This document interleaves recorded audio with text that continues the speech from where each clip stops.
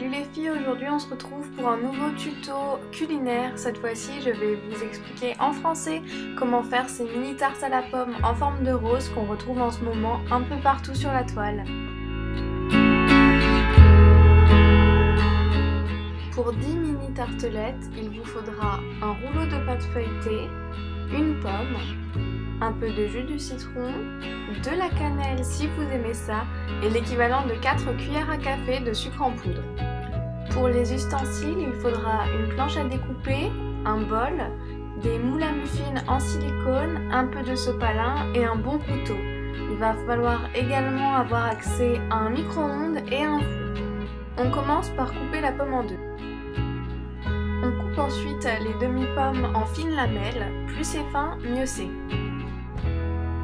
On remplit le bol avec de l'eau à peu près à la moitié. On y ajoute les lamelles de pommes, le sucre et le jus de citron. Le jus de citron permettra aux lamelles de ne pas brunir au contact avec l'air. On mélange le tout avant de le mettre au micro-ondes. On va mettre le bol 3 fois 1 minute au micro-ondes en mélangeant les pommes entre chaque minute. Pendant que les pommes sont au micro-ondes, on coupe la pâte feuilletée en 6 parties. On prend ensuite une lamelle de pâte feuilletée qu'on vient étaler sur le plan de travail. On sélectionne quelques morceaux de pommes qu'on va venir étaler dans le sopalin. C'est important car la chaleur et l'humidité des pommes va sinon faire ramollir le beurre de la pâte feuilletée et ça va être beaucoup plus compliqué à rouler par la suite.